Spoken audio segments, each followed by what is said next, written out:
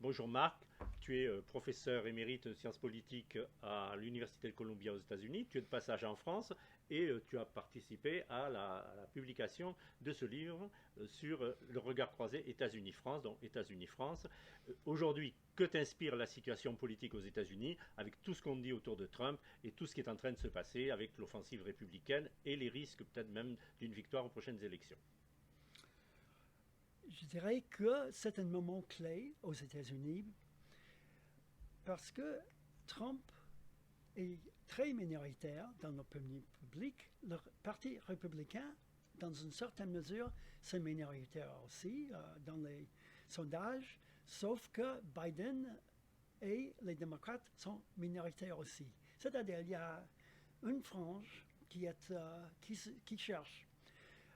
La stratégie de Trump et les républicains était de gagner même s'ils perdent dans les élections et dans l'opinion publique. De perdre les élections, ça veut dire qu'il faut renverser le verdict démocratique par les moyens que j'ai appelés dans le livre et ailleurs un coup d'État à ralenti légal. Ça ne gagne pas dans l'opinion publique, mais c'est suffisant avec nos institutions politiques qui, quand même, sont très forts et très résistants au Quand tu changement. parles des institutions politiques, tu veux dire les conditions électorales et aussi la Cour suprême, je pense, Oui, et même le Congrès aussi, et même où le Congrès. il faut un vote, par exemple, à 60 sénateurs sur 100 pour voter une loi. Et donc, ça veut dire que c'est très difficile de faire voter, à moins qu'on passe à, contrecarrer. Et ça n'a pas Mais été en fait même temps, jusqu'ici. aux dernières élections, aux élections où Trump a été battu, on a parlé d'une poussée à gauche avec tous les mouvements sociaux qu'il y avait eu, Black Lives Matter, et aujourd'hui des mouvements sociaux très importants aussi sur les salaires, sur la syndicalisation. Alors, comment expliquer que pour le moment, on a l'impression que c'est les républicains qui donnent le ton, alors qu'il il y a une pression quand même dans le pays pour des réformes importantes?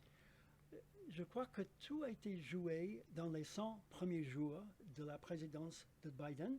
Il a fait voter un bon projet de sauvetage. Il avait une majorité, il a toujours dans les deux chambres, une majorité pour ses autres projets et tout d'un coup, c'était bloqué à cause de ces institutions très conservateurs, malgré un mouvement social très Oui. fort.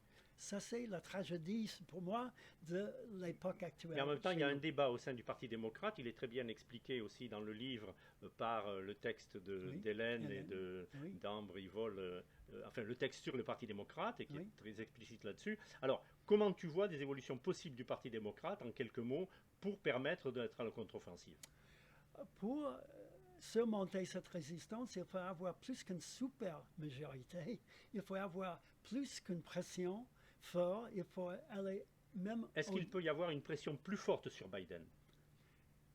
C'est une question qui reste à voir. Pour l'instant, il faut admettre que je ne suis pas optimiste parce qu'il y avait le meilleur moment il y a presque 3 ans maintenant, 4 ans, et on n'a pas profité de ça.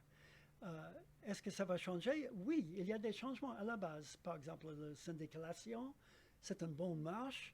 Les mouvements sociaux, comme Hannah Holman, par exemple, a montré, ça, pour le mouvement écologique, très fort. Mais puisque Mais tu parles du mouvement écologiste, oui, je trouve qu'il y a un écho, sans doute un regard croisé entre ce qui se passe chez vous et chez nous.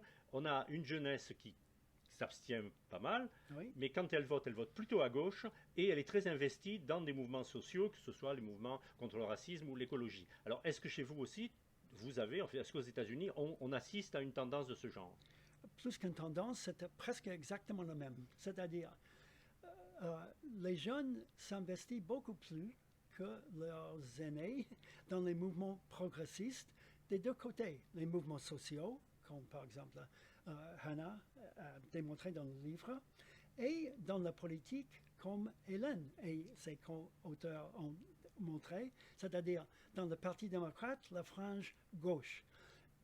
En même temps, il faut insister sur le fait que ces jeunes qui sont mobilisés sont une minorité parmi les jeunes. Il y a beaucoup Bien qui sûr. restent à Oui, l'abri. mais on a quand même une tendance générationnelle, en tous les cas, qui Tout à pose des fait. questions nouvelles. Peut-être une dernière question. Tu traites, toi, du populisme dans ton article. On parle aussi pas mal du populisme. Et on est frappé de voir que c'est aussi un thème qui est très puissant chez nous. Il y a, ça nous renvoie à une question qu'on trouve dans le livre, qui est celle du rapport entre les classes populaires et la politique. Qu'est-ce que tu peux dire en quelques mots là-dessus, tel que ça se pose en tendance aux États-Unis aujourd'hui? Oui. Je dirais que cette question, la réponse de cette question est fournie, mais il faut aller plus loin, dans les thèmes que nous avons discutés il y a un moment. C'est-à-dire, si les démocrates réussissent à faire des réformes, disons, conséquentes, là, je crois, la tendance bouge à gauche.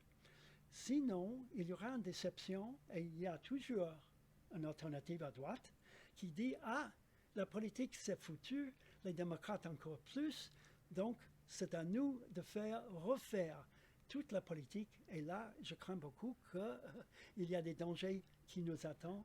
Et donc, c'est une raison de plus pourquoi c'est très important de mobiliser dans les deux RN, domaines des mouvements sociaux et la politique. Et c'est très important de faire les liaisons entre les deux. C'est une question centrale qui est posée à la gauche. Oui. Et je trouve que c'est aujourd'hui posé et dans votre pays, mais c'est aussi posé à nous, comment on reconstruit aujourd'hui à la fois l'espoir et les moyens du changement. Oui, oui, tout à fait d'accord.